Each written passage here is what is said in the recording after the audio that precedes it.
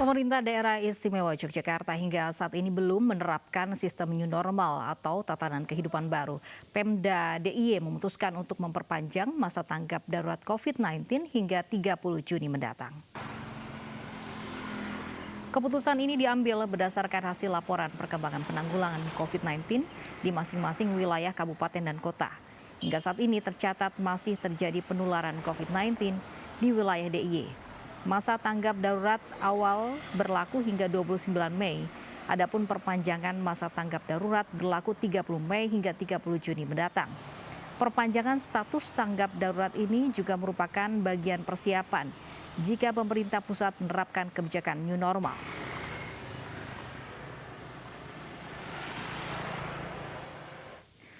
Untuk mengetahui informasi selengkapnya soal perpanjangan status tanggap darurat di Yogyakarta, sudah ada Anissa Rizkia di sana.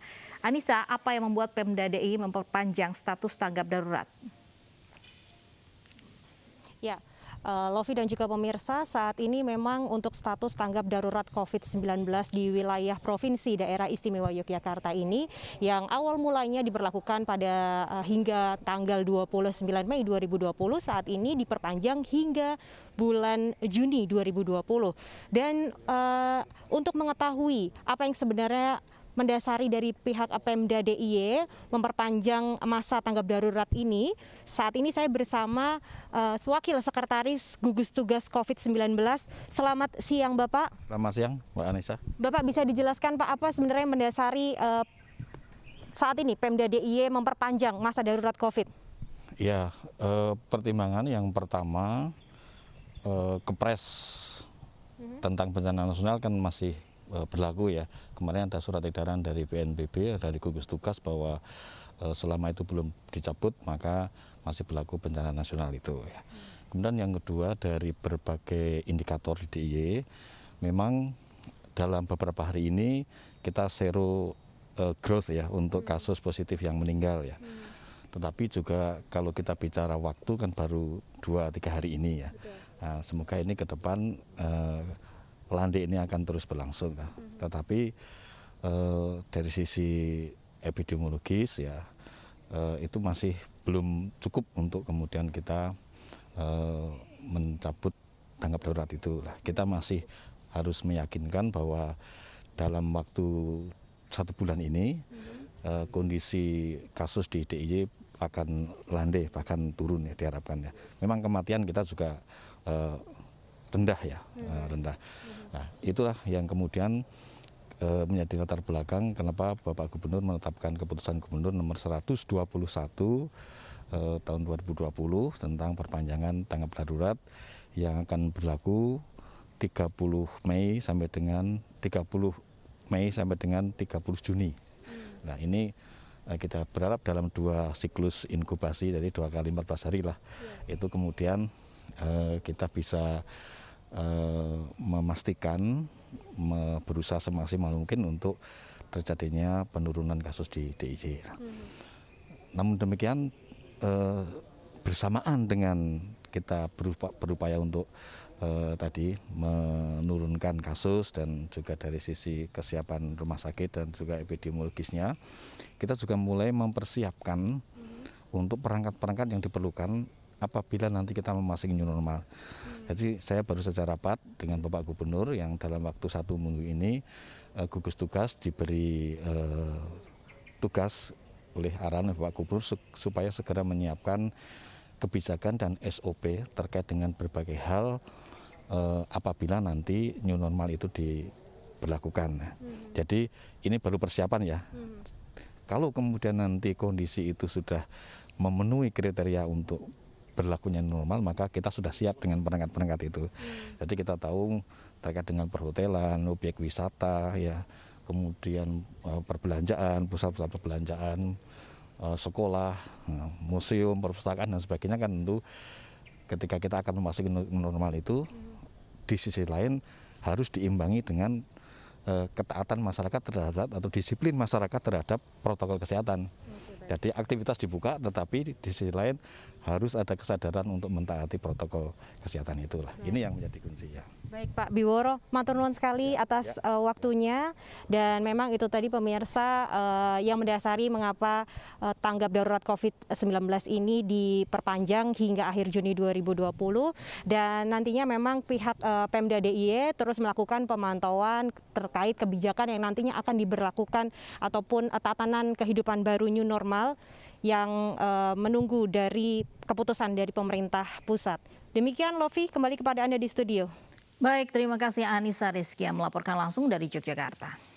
Pemirsa, lantaran tidak dapat menunjukkan surat izin keluar masuk menuju Jakarta, ratusan kendaraan diminta putar balik saat dirazia di pos penyekatan Karawang Barat kilometer 47B.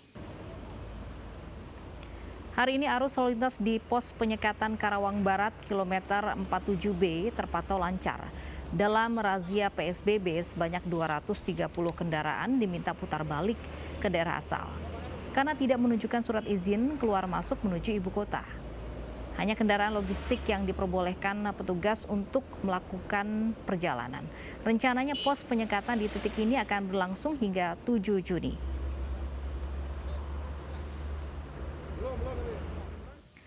Dan untuk melihat suasana pemeriksaan di tol Karawang Barat sudah ada Ririn Oktaviani di sana.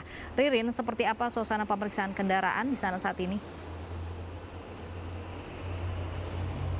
Ya Lofi, sejak dini hari tadi hingga pukul 10 pagi hari tadi terdapat 230 kendaraan yang kemudian diminta untuk keluar jalur tol melalui gerbang tol Karawang Barat untuk menuju ke daerah masing-masing karena tidak dapat menunjukkan surat izin keluar masuk menuju ke arah Jakarta. Secara teknis, kendaraan yang telah memasuki jalur tol dari Cikampek menuju ke arah Jakarta ini nantinya di kilometer 47B menuju ke arah Jakarta akan dilakukan pemeriksaan oleh pihak kepolisian, di mana terdapat 2 jalur pemeriksaan. Yang pertama, jalur dikhususkan untuk kendaraan pengangkut logistik. Nantinya kendaraan ini akan langsung diperbolehkan untuk melanjutkan perjalanan.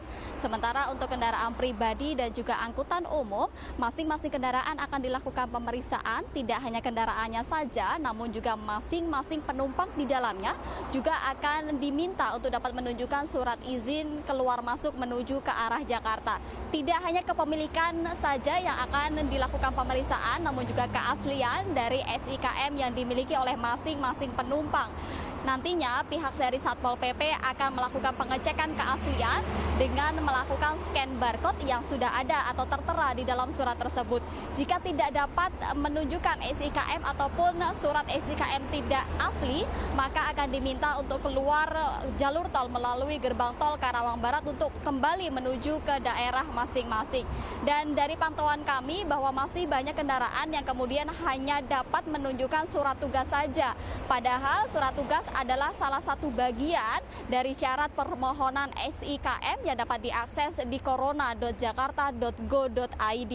Arus lalu lintas di jalur ini terpantau lancar meskipun pihak kepolisian melakukan pengecekan satu persatu dari kendaraan yang akan menuju ke arah Jakarta agar tidak lolos menuju ke arah Jakarta demi memutus mata rantai COVID-19. Lofi. Baik, terima kasih Ririn Oktaviani melaporkan langsung dari Karawang, Jawa Barat. Pemirsa, puluhan kendaraan diarahkan putar balik kembali ke Merak karena tidak mengantongi SIKM atau surat izin keluar masuk. Berikut laporan Revika Sibarani dan Freddy Siburian dari gerbang tol Cikupa, Tangerang, Banten. Pemirsa, hari kedua penyekatan arus balik pada kendaraan yang melintas dari arah Merak menuju ke Jakarta di gerbang tol Cikupa, Tangerang, Banten. Petugas kepolisian yang berjaga mengatakan masih ada puluhan kendaraan yang terpaksa harus diarahkan berputar balik kembali menuju ke Merak. Hal ini lantaran para pengendara yang melintas ini tidak dapat mengantongi surat izin keluar masuk atau SIKM Jakarta. Selain dokumen SIKM, petugas gabungan yang berjaga ini juga memeriksa kelengkapan dokumen dari elektronik KTP untuk memastikan apakah para pengendara tersebut merupakan warga Jabodetabek atau tidak.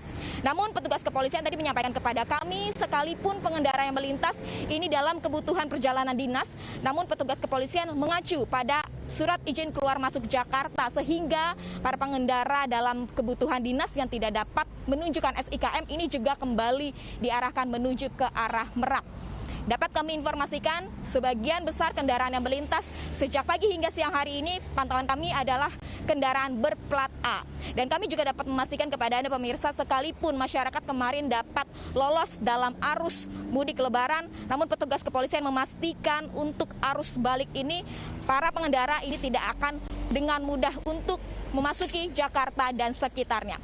Dari Tangerang, Banten, Revika Sibarani, Freddy Siburian, iNews melaporkan. Petugas Dinas Perhubungan DKI Jakarta dan kepolisian terus berjaga di sejumlah lokasi checkpoint. Penjagaan dilakukan untuk memeriksa setiap warga yang akan keluar maupun masuk ke wilayah ibu kota wajib berbekal SIKM.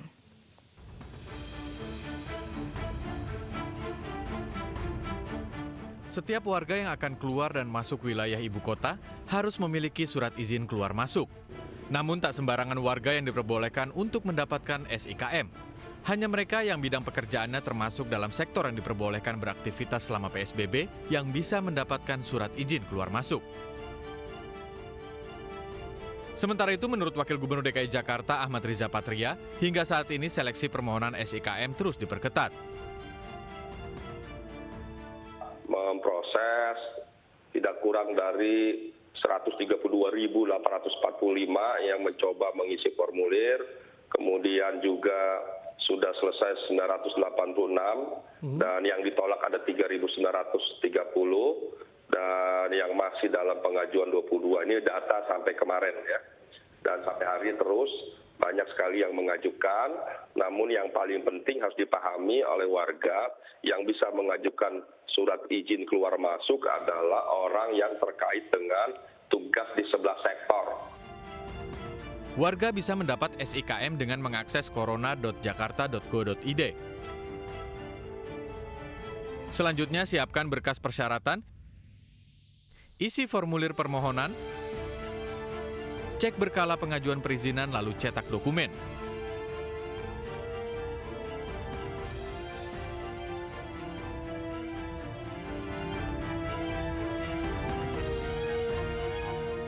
SIKM hanya dikeluarkan oleh Pemprov DKI Jakarta. Sanksi dikenakan pada dua jenis kendaraan, yaitu angkutan antar kota dan pribadi. Angkutan antar kota akan diminta putar balik jika bergerak ke arah luar kota atau dari luar kota ke dalam kota. Sedangkan kendaraan pribadi hanya diperbolehkan antar wilayah Jabodetabek, sementara untuk luar kota harus disertai surat tugas dan surat keterangan sehat serta KTP. Tim Liputan iNews melaporkan. Harga bawang merah di Pasar Keramat Jati, Jakarta Timur naik 100%, sedangkan harga sayur mayur lainnya masih normal. Informasinya sesaat lagi.